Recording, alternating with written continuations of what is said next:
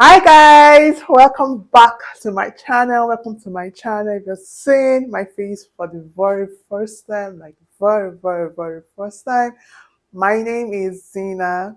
I'm a Nigerian YouTuber currently living in the United States of America as a permanent resident.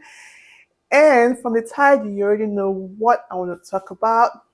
In this video, I'm going to tell you guys all you need to know when you've gotten your visa and you want to travel to the United States of America or any country of your choice, like the UK, Canada, what have you, but you can't say um this is applicable for anyone relocating from Africa, from the Caribbean, wherever to another country, yeah. But more specifically, I'm going to be referring to the United States of America.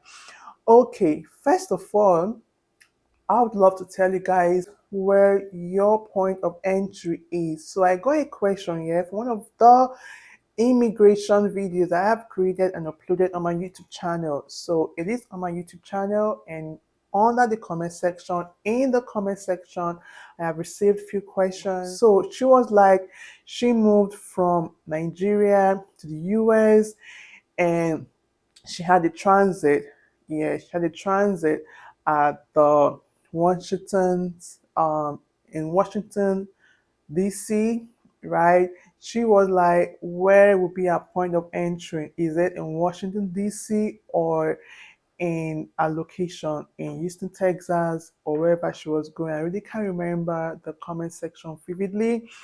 And I want to let you guys know that your point of entry is the first city you arrived in, right? So if you're moving, let's say from Nigeria, and you are traveling to the US, maybe you're going to Houston and you're not using a direct flight to Houston. You are stopping at one of the cities in the US.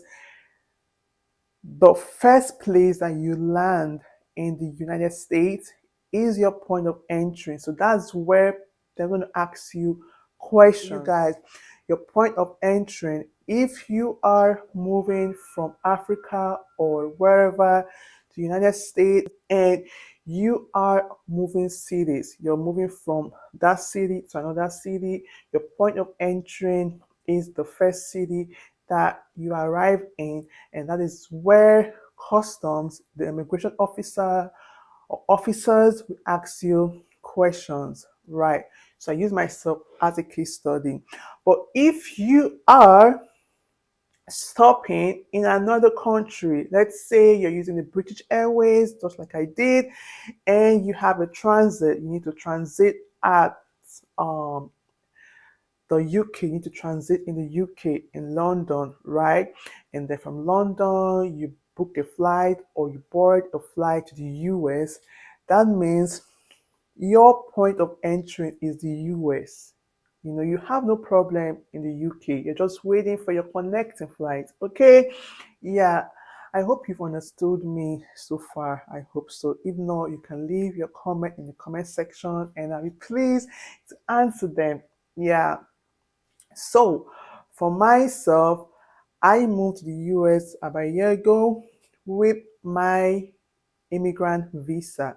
So, I had to transit in London because my flight was the British Airways. So, I transited in London. So, my next flight was supposed to be from London to the US, but I missed my flight. So, if I hadn't missed the flight, my point of entry would have been Houston, the George Bush International Airport, right?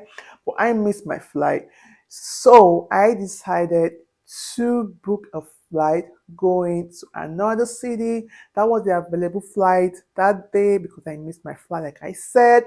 So I decided to book the next flight, and the next flight was from London to Philadelphia, and from Philadelphia to Houston, to the George Bush International Airport. Yeah. So now, where was my point of entry?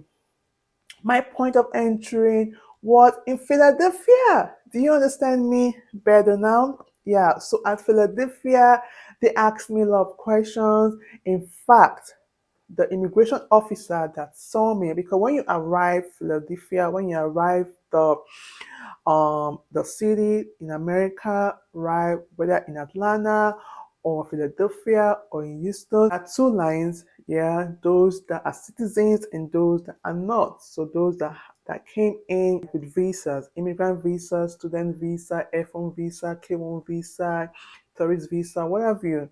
So you stand on the other line, and that line, the queue is so long. Remember, some people are connecting flights to other parts of America. Others are not. On you get there, they check your passport, they check your details, and they check your thumbprint. Yeah, and then ask you a few questions. What are you here for? How long are you gonna stay here for? Um, um, where's your resident? Where do you live? Yeah, so for myself, the question that I was asked was, okay, you're here. Do you have any goods to declare? How much money do you have? How much money have you got?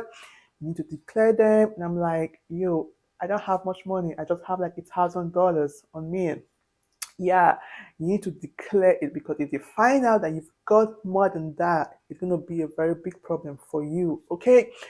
And he went on asking me, where is my resident? Where am I going to?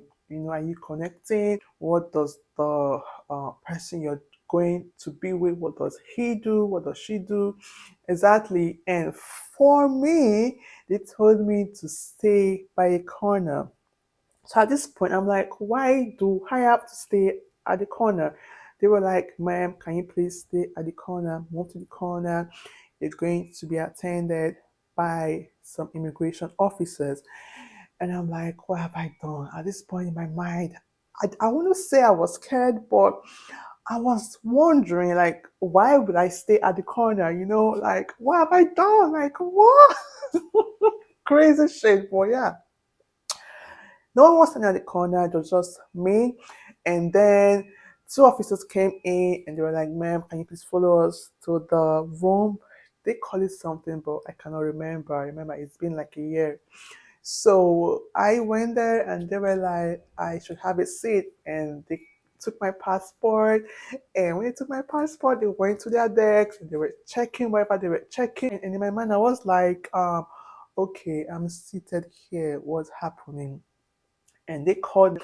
At this point, another officer joined them, and I joined them. And then they were like, okay, man, where are you going? I said, I'm going to Houston.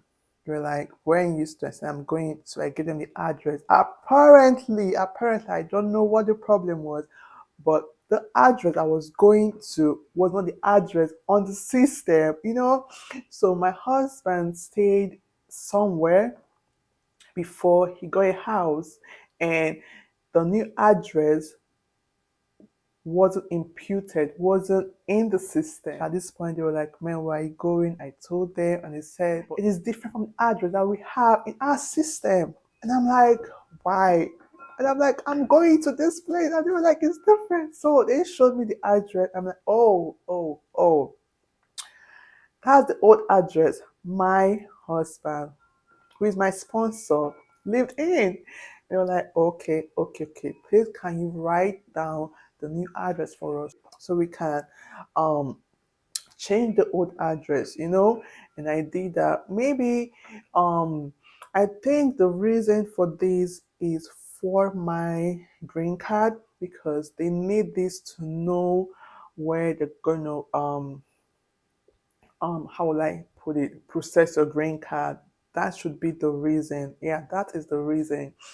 So Philadelphia was my point of entry. That was why these immigration officers asked me questions. They wanted to know where I'm going to from here. They wanted to know if I'm going to another place. They wanted to know if I'm living in Philadelphia or I'm going to another city in the United States. So that was it. And I wrote down the address on a piece of paper, and they had it, they imputed it they added it on their system. So when they added it to their system, I was like, everything good? And they were like, everything good. And I'm like, can I go now? And they said yes, and then we can go. And that was it. So remember at this point, I'm thinking, yo, I'm gonna miss my flight because I had less than 30 minutes for that flight to start boarding. But apparently, when I got to the gate number, people were there. They had not started boarding, and they were cleaning the plane and adding for. I had to wait for another 30 minutes before we took off. So that's it for that question. Your point of entering is the first city that you are arriving in the United States. Let me say that again. Your point of entering is the first city you arrive in, okay, in the United States. Yeah. Second question, right? So you have your visa, right? And you are traveling maybe from Nigeria or from any African country. This is what you need to know to avoid being drilled or to avoid getting embarrassed. You need to hold your passport. Right, be very careful so your passport doesn't get missing. This is with um your passport, like visa in your passport, right? So they're gonna ask you for your visa. I'm talking about when you're checking in. Before you check in, there's an immigration officer that will attend to you. So they're gonna ask you for your visa, ask you where you're going, the city, gonna ask you what you're going there for. You need to answer all these questions and then to ask you for the address. So during the COVID period, they asked for other things like the COVID vaccine, and there was like an email. You need to fill a form to show the airline. Yeah. But recently, when I traveled, I just had to show them my green card because at this time I was traveling as a permanent resident and not with the immigrant visa, right? Yeah. So they were like, okay, your passport, and I gave them my passport, and they opened. They were like, okay, can I have your card, your green card, and I gave it to them, and they were like, okay. They didn't even ask me much question because they know that I live there, right? But if you don't live there, it's gonna ask you where you going, how long are you staying for, and the rest of them, yeah. And then you go check in your luggage, yeah, and then when you're done with that, you have to declare your bags, they'll check what you've got. People actually take out some of the food that you've packed, Yeah, so when they are done checking your bags, what you've got, your foodstuffs, they let you in, you check in your bags, and then you go to the immigration. Yeah, so you stay on the queue for the immigration officer to see you. Yeah, so at this point, they're going to tell you to fill up a form. So when you fill up the form, the address that you're going to stay, like your address, the American address should be written down in bold letters, right? So you write your address and you fill up the form where you're going and all of that.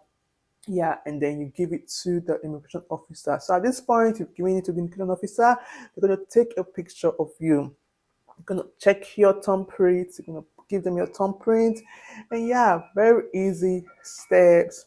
You don't need to be scared. As long as you're pure, as long as you know what you're going there for, it's gonna go very smooth. When I travel with my immigrant visa, they ask me questions like, okay, the address of where I'm going.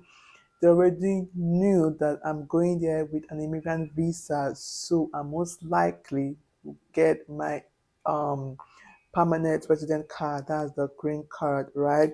So they didn't really ask me much questions on how long I'll be staying.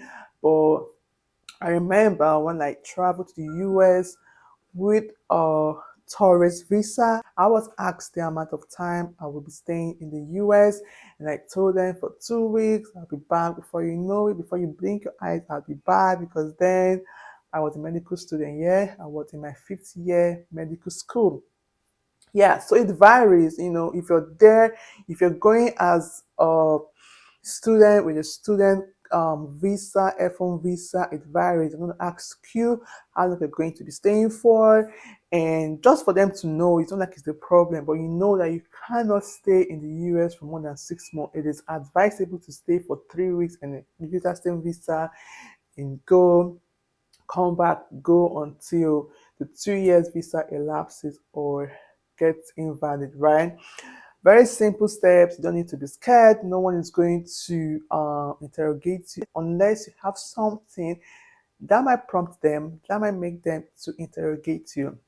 Very simple. If you're watching this video and you're about to travel, best of luck. I wish you all the best in your life as a student, as an immigrant, yeah, as a tourist. I wish you all the best, okay? You're going there for work, for meetings. I wish you all the best. I might have not answered all the questions, but if you have any questions, you can drop it down in the comment section and I'll be pleased to answer your question to the best of my capability.